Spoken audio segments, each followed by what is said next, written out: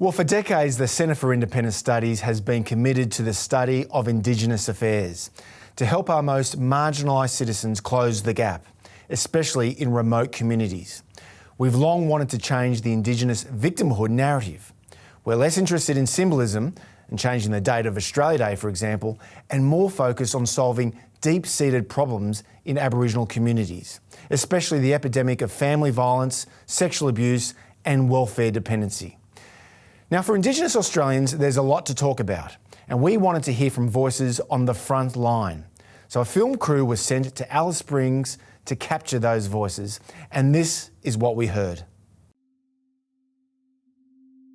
You know, the environment that Aboriginal people are in today, as we speak, is so harsh, and harsh meaning that there are so many problems within our communities that need to be openly talked about. A lot of people will say that it's all good and everything's going ahead.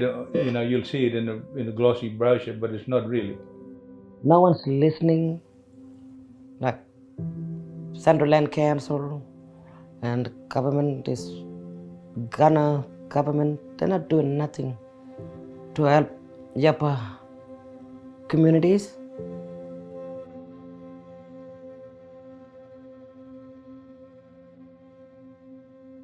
You've got about 30 people, 20 people living in a 3-bedroom house, and then you've got it's usually the grandparents living there, then their children, and then their children's partners, and then their partners' children. So you've got like 5 generations living in one house. You go out to Yundamu, you look at Yapa houses. They're not they've been renovated thanks to best price, yeah.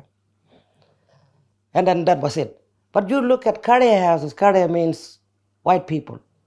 You look at their houses, it's all fenced off and all just flash houses. Unlike us, people of the community, we have run down houses.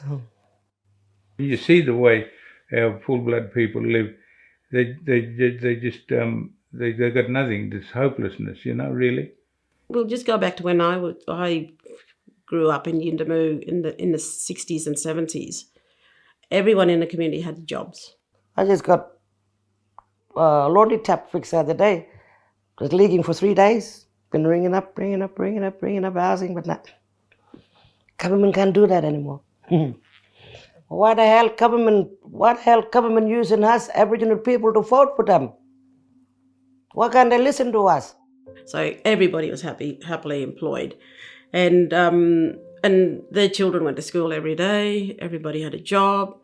The whole community was a proud community where everybody knew what they were doing, and they had something to do.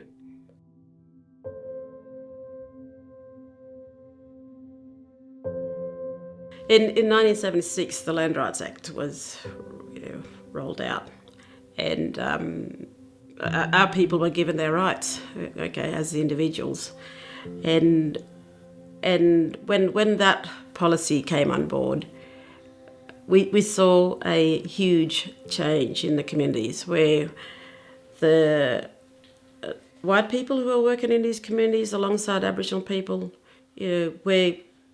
were scared about losing their jobs, and some of them left, and these are people who were working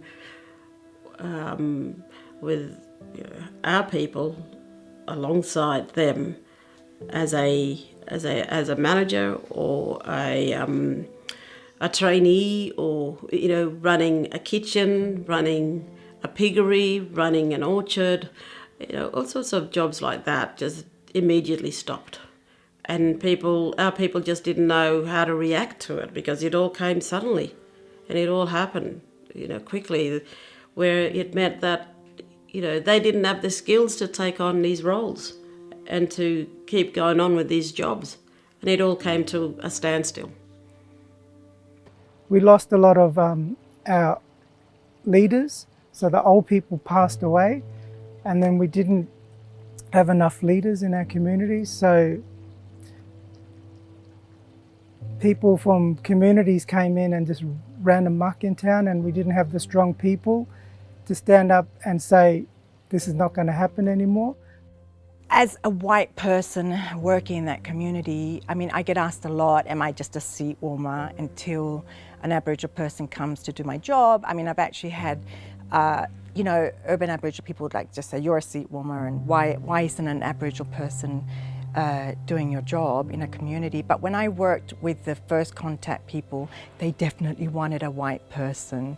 They chose me, and part of the skill base for that job is the fact that you're white, so that you're not subject to the family obligations, you know, of not being able to say no to your family member. And they were smart enough to realise that, you know, and they were very clear. You had to be an outsider.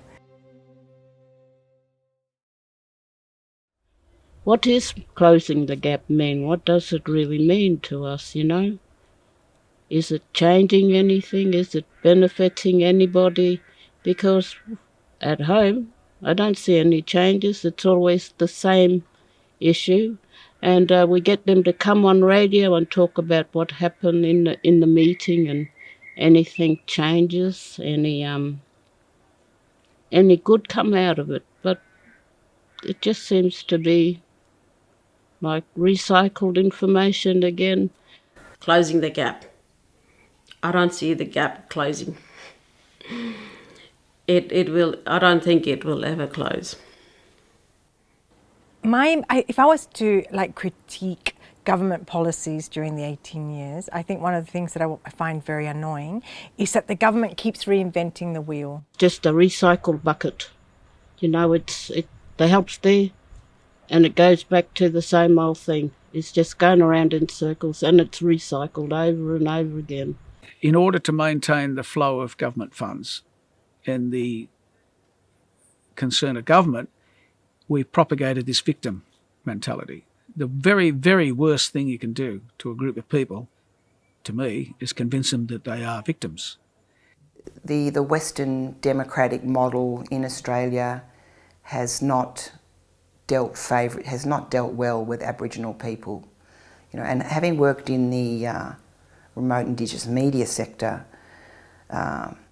there's a remote Australia, which is a huge footprint within which multiple language groups live and speak language and operate living culture.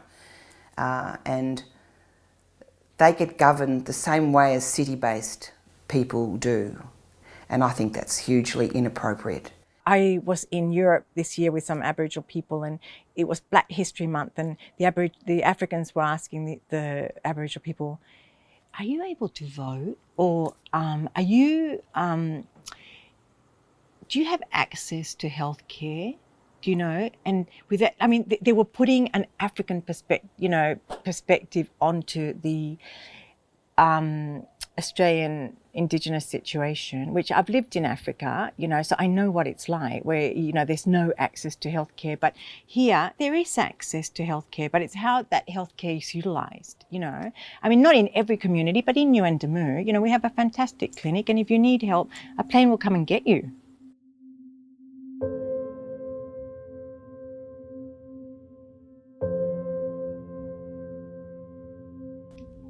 Is that the trouble with traditional cultures everywhere in the world, including mine, is that bits of them stop working and they don't do you a lot of good anymore. If you stick blindly to the way your grandfather did things simply because he was your grandfather and therefore out of loyalty to your ancestors and your culture, you are in trouble in the 21st century. At one point, I was working directly with 4 generations of one family. So I've seen the passing away of the people who grew up and maybe, you know, met a white person for the first time. And now you have kids who they've never had contact with it, or they've never experienced a traditional lifestyle. We've already got migration of our young ones in the town, and they're not looking backwards. The lifestyle they want to live is right before your eyes. You only have to look on the newspapers.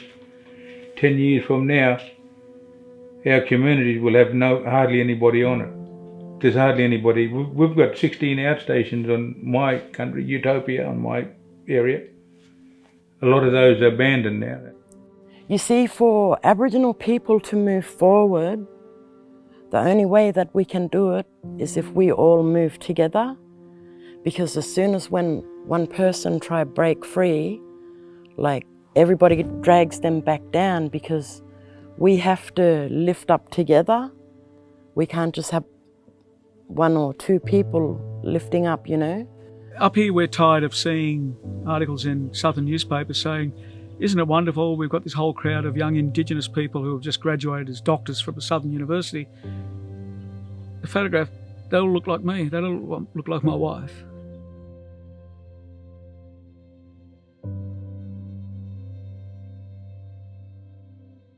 I think growing up in the environment that I was growing up in, I thought that when I grow up, that was my life, to be an alcoholic.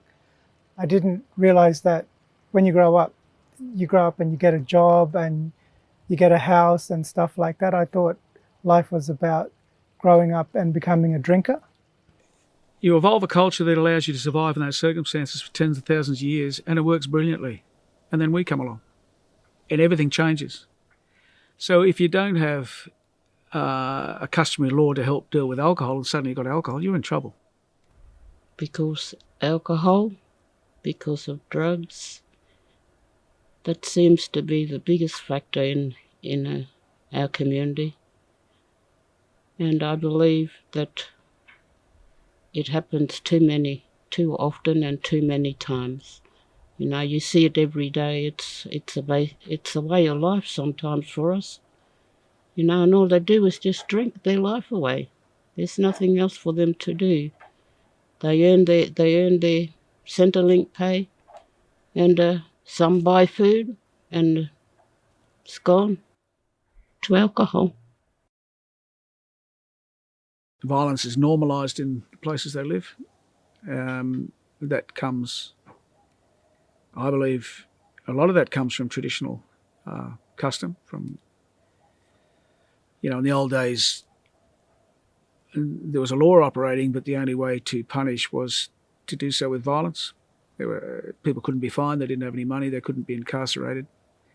So the only way you could punish somebody was through violence. When I was younger, saw a lot of family passing away from violence and drinking in town here. Most of the people I know think it's totally reasonable to react violently in an awful lot of situations that confront them. But all of that has been made a lot worse since we turned up by alcohol. They had no experience of alcohol, so there's nothing in the law to help them control the negative consequences of drinking. And since then, much worse drugs, starting with marijuana at around the time that I turned up here in the Territory 40 years ago. But now other very dangerous drugs like ice are really getting a foothold in the communities, and the consequences are absolutely disastrous. And the people suffering the problems, it appears to me, don't have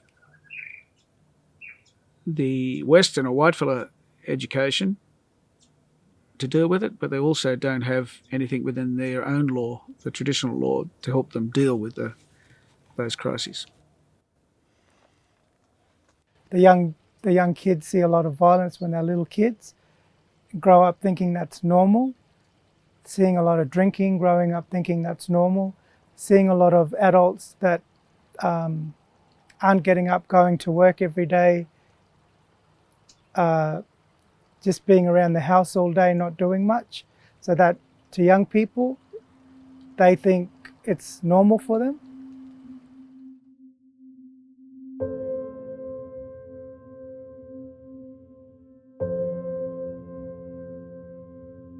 We can't fix the Aboriginal alcohol problem, only they can. And we have to stop telling them they're victims incapable of solving their own problems and support them to get on with it. That's how I see it. When it comes to domestic violence, there's nothing that white men could teach black men about domestic violence. Absolutely nothing.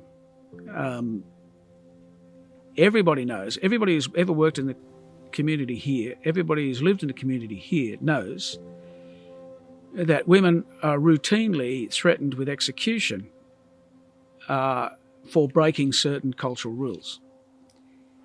Now, because a lot of that stuff is hedged about with secrecy, and the secrecy has to be maintained to maintain the sacredness, nobody talks about it, but everybody knows. So I've been stuck in a violent situation myself. I almost got killed 3 times by one man, by my neighbour, my husband, and never ever again will I go back there. I put him in jail, and I flew back here to Alice Springs.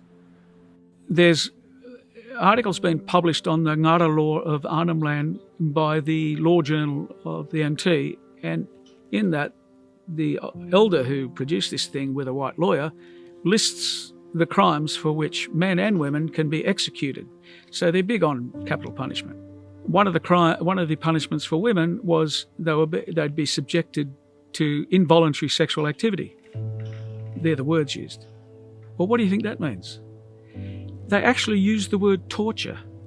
The English word torture is in this article. They may be subject to torture. Now, this was published in the NT Law Journal. It's in the public domain. Where are the human rights lawyers? I got a really pet hate for Aboriginal men who like to commit crimes against women and children, and they turn around and use law and culture as the reason and excuse for why they do that. They've given our law and culture a bad name, and they lost. They shouldn't do that.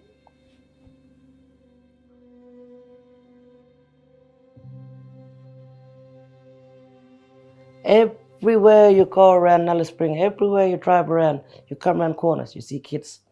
You go this way, there's kids there. Where are the parents? 8, 7, 10, 9-year-olds. Where are the parents? It is a shame. I've got kids walking around, babies walking around, hungry, and try to look after them, babies and their kids. They run amok in our community because no parents control them. The whole community of Yuendamu had their children going to school every day. And it's all changed because that responsibility, that role of the parents is changed, and children have been given this freedom where they decide whether they want to go to school or not. You go to one community, policeman stands up. We've got a problem with school attendance, kids aren't going to school. Why is that? A wise elder stands up and says, it's because of the dogs, they're afraid of the dogs. Kids aren't going to school because they're afraid of the dogs. Yes. What's the solution? That school principal on God knows how much, 150,000 a year, I don't know, should drive that school bus around to pick up the kids. No place in the community is more than, say, 200 metres away from any other point in the community. And diesel is $2.50 a litre. So you get a person on a huge salary to drive a bus to pick up the kids of the people who own the dogs. Now, I had no right to speak at that meeting. I wasn't there formally. I was just a spectator. I was dying to get up and have a go, but I didn't. Nobody else challenged that. Nobody challenges the absurdity of that bloke's solution to the problem. No, they're your kids and they're your dogs. Do something about the dogs. Shoot the bloody things if you have to, if they're attacking your kids, and make sure your kids get to school. Walk them to school yourself with a stick to fight the dogs off. Do something like that. No, nobody suggests things like that. I've held a number of very interesting, rewarding positions. Firstly, as the work placement coordinator here in Alice Springs, working with all the schools and assisting young people from year 10 to 12 get work experience with employers where they might have career aspirations.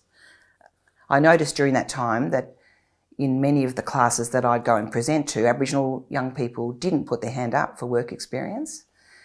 We have never taught the people in the communities to speak our national language. Not only not read and write it, but not even to speak it. So in a lot of the remote communities, it's very, very rare to come across an individual who's mastered standard English, spoken English. They are there, but there's always geniuses in a community. There's always people who are very, very good as individuals, and they overcome the fact that they're not being taught properly. I think because we believe that if we taught English well, that we'd somehow damage their languages. That we could have taught English without doing that, without damaging their languages. So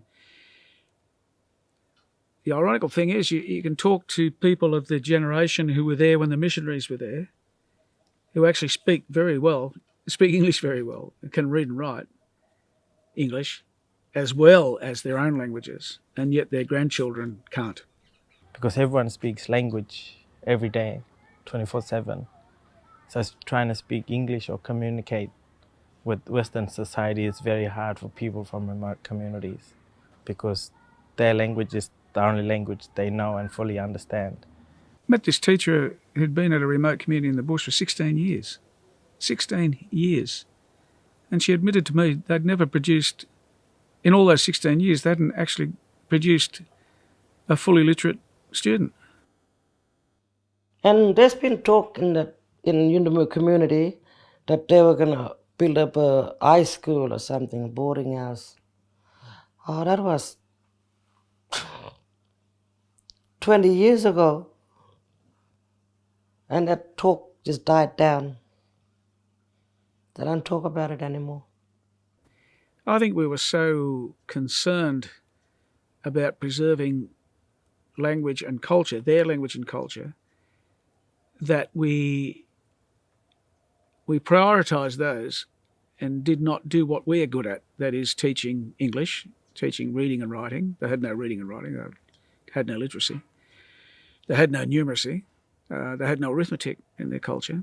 So instead of teaching what we knew best, to give them the tools to deal with modern problems, we put all of our effort into preserving as much as we could of their culture and their language.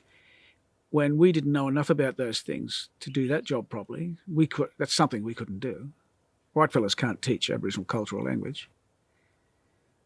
Well, I would like to see all the children out in my community all educated, all they've been given a chance to go elsewhere to be educated, so that they can, make a difference when they come back, and to be able to make it right in their community for themselves and for their families. These young kids are on the street at night assaulting people. They're also breaking into businesses, breaking into people's homes, smashing windows, stealing cars. I have conversations with young people.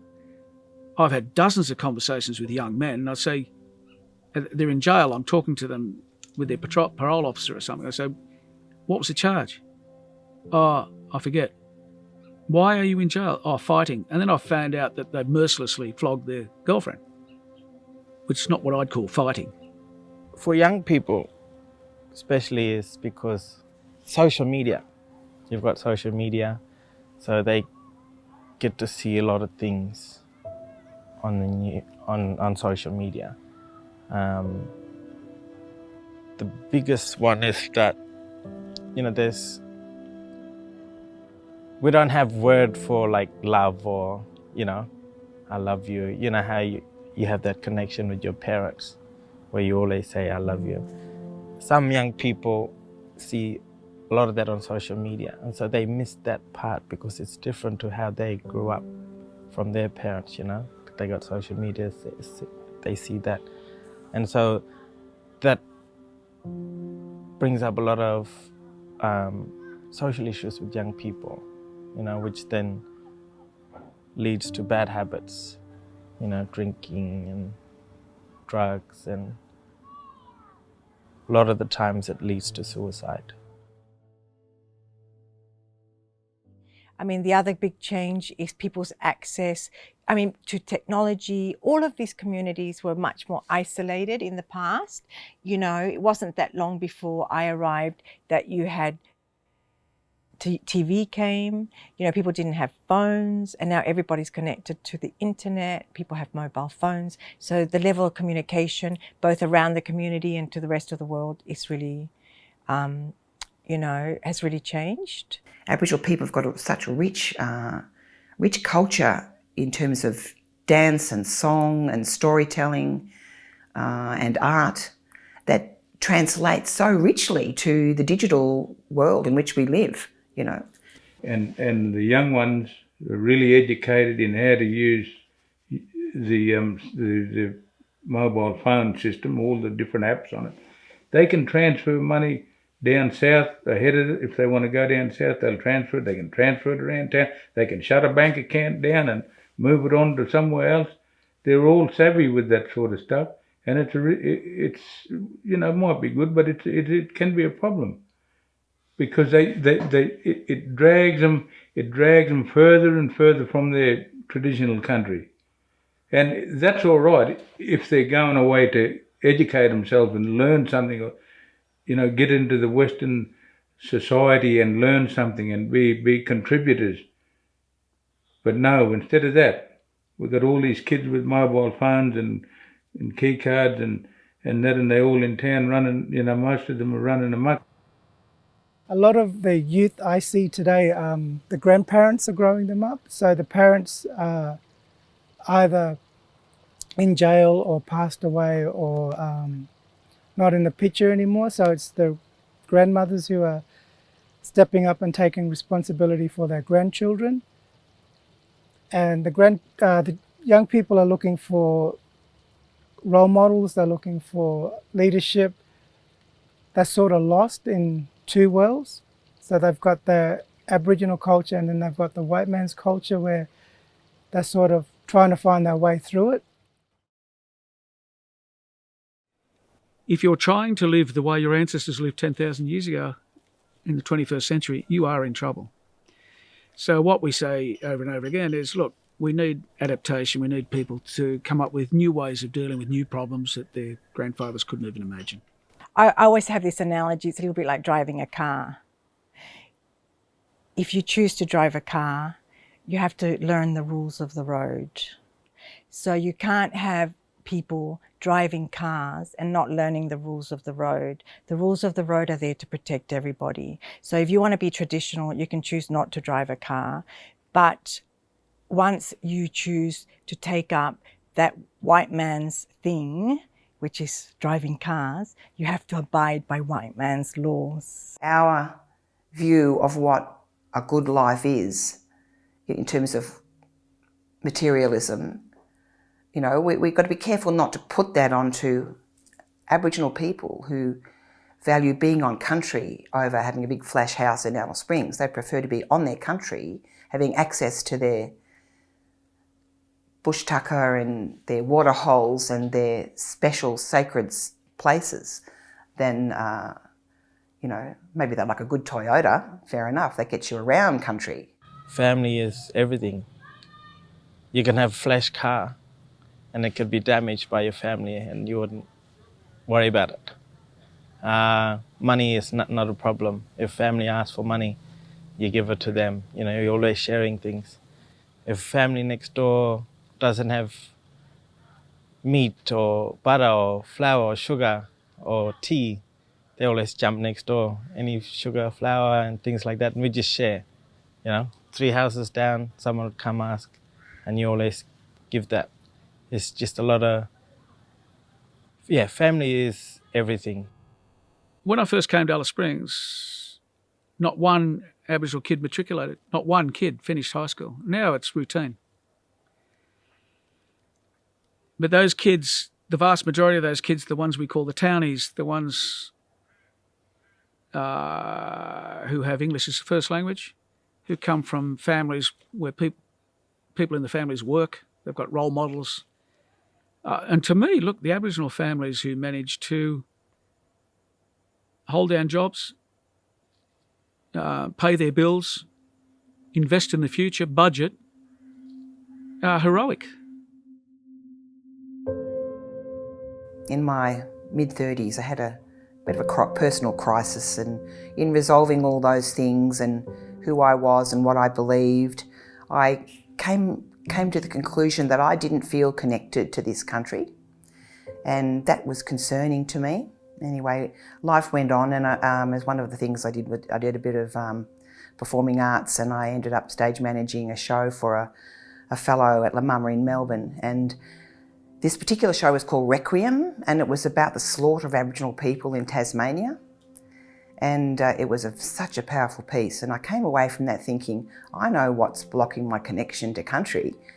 I have a sense of blood under my feet as a white Australian. And there began my journey to resolve that. The community I first started teaching in, community of Yunnamur, has had a school for as long as I've been alive. So it's had a school for almost 70 years, and yet it's still churning out generations of kids who don't speak standard English. Not only don't read and write it, but don't speak standard English. And so these people need somebody to speak for them. And who does that? Those with an agenda, with their own agenda, who, for whatever reason, whatever side of politics or wherever they come from, they will jump in and fill that gap. They will speak for people who can't speak English. I marched with Aboriginal people to Hyde Park in Sydney at the reenactment of the Cook landing in Botany Bay. There were about 40,000 people there that day, and I sat in the audience at Hyde Park and just listened to all the Aboriginal speakers. But one speaker, Kath Walker, got up and she said, I might tear up here. She said, and all you white fellas here, I want you to know that I forgive you. Let's get on with our life here in Australia. And with that, I burst into tears because that's what I needed. Yeah. The people doing the speaking for them, a lot of them are recently arrived young professionals straight out of a southern university. I was like that when I first turned up. I was absolutely certain I was right. Now I think I was wrong. Another thing that I was involved with, a friend of mine, Barb Stewart, and I, together with two Warlpiri elder women, organised a women's cultural exchange, and we brought up 8 women from Melbourne and we went bush with 8 Warlpiri women elders out to an outstation on country, and we slept around campfires. They told us stories. They painted us up and taught us a bit of fire dreaming dance, and we performed that on the red soil in the fresh air, They cooked bush damper and made jewellery out of those inanti beans, and it was just the most wonderful thing. They've been, I wouldn't use the word educated, I'd rather use the word indoctrinated into seeing the world in black and white terms and in ideological terms. They assume they know better, not only better than, well, every white fellow here must be racist. So when they turn up, it's this great crusade against racism. I think there's a deep-seated fear that if we recognise, provide treaties, that we will lose our country, we will lose the land, we'll lose freehold, and there's that clinging on, just like the powerful don't let go unless you force them, you know what I mean? So instead of saying, look, this mob over here are doing really well, what is it that they do that this mob aren't doing? And how can this mob learn from that mob? We say, no, they're all victims of colonialism and it's all, anything that goes wrong is discrimination, it's all white fellas caught. No, look.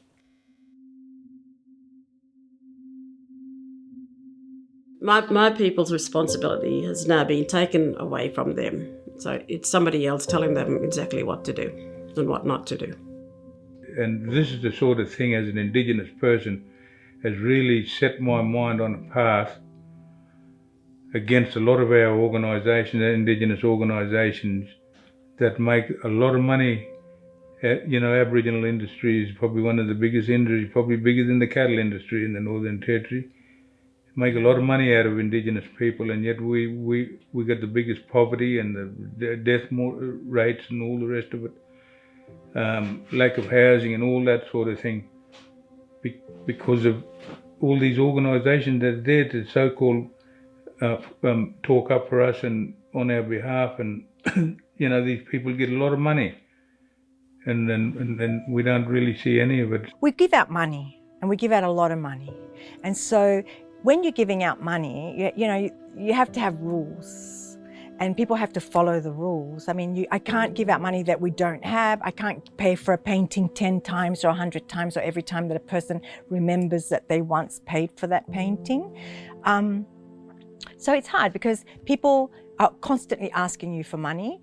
A lot of the way that the whole financial system operates is through handouts, whether it's from the government, royalty money, education is free, healthcare is free. And I say that because I've lived in Africa and it's not that way everywhere. And so all of those things are taken for granted.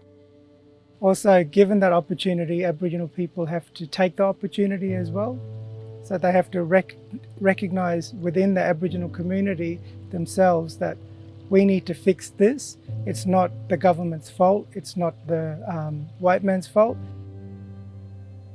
And there's this big emphasis on self-determination that people have to decide for themselves. Well, that's great, unless the people self-determine to self-destruct. And I see that all the time. It's really hard for people who haven't spent time out here to grasp the intricacies of what the situation is and what the clash of these two cultures is. So what I say is challenge people. You go into a community, they stand up and say, oh, we don't have a problem with domestic violence. You're probably talking to somebody whose son just got out of jail on a domestic violence offence, but he's finished now, so there's no problem because their son's back out of jail. That's probably what's going on. Challenge people. Don't let them get away with that.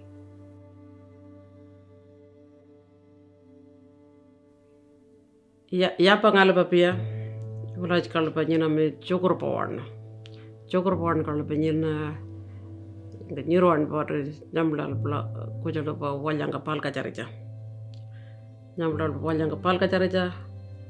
Manolal piranura. Neuron barolal piranura. Wara kanja nyamba walyaku. Yep.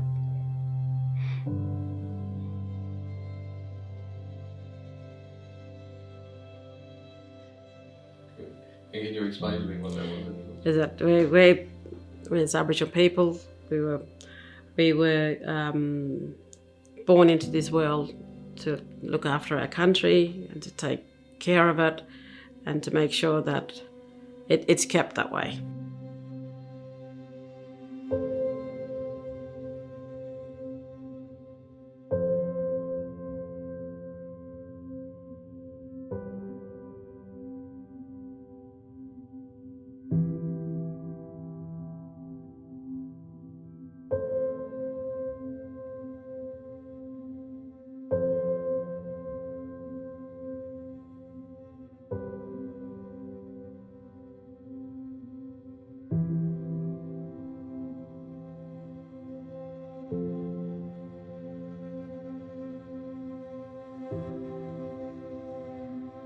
For decades, CIS has been a fiercely independent voice working hard to promote sound liberal principles.